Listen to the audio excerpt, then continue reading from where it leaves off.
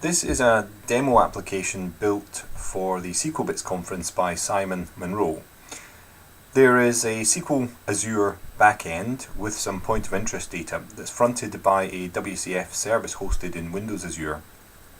And our Windows Phone 7 Silverlight application here talks to the WCF service, and that in turn queries against the SQL Azure database to provide point of interest information.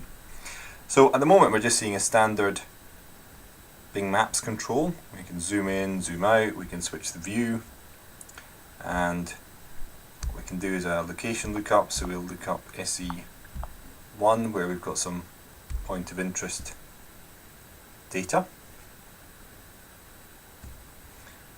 And let's just zoom out a little bit to give us a reasonable number of POI points. Zoom out a bit more.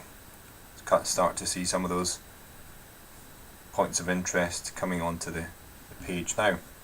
So what we're seeing there is a query against that WCF service for the current map location and pulling back a series of points of interest that are in the vicinity of our current location on the map.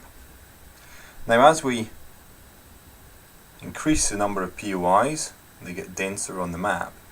One of the nice things that this application will do is to apply a heat map overlay for us, again using SQL Azure to generate the data. If we just turn this clustering option on,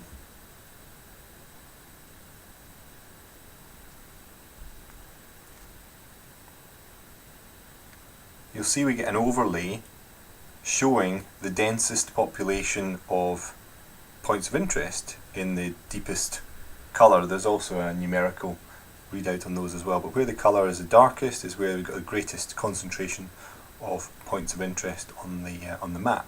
So it's a very nice way to get a quick visual indication of where the greatest population density is.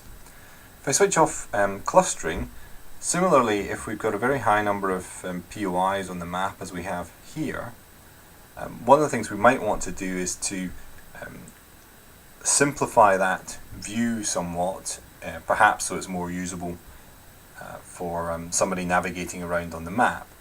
And again, using a query against SQL Azure and the ranking system, we can bring back a more limited subset of points of interest to sort of tidy up that map display, if you like. And as we zoom in,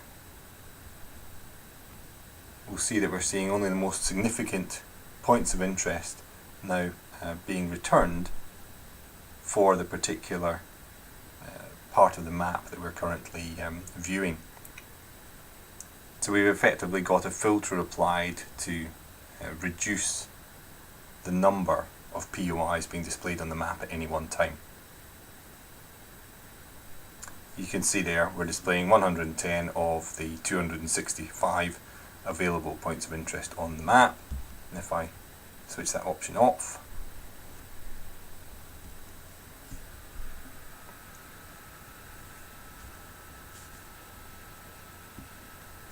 you'll see we're now displaying all 265 of those points of interest.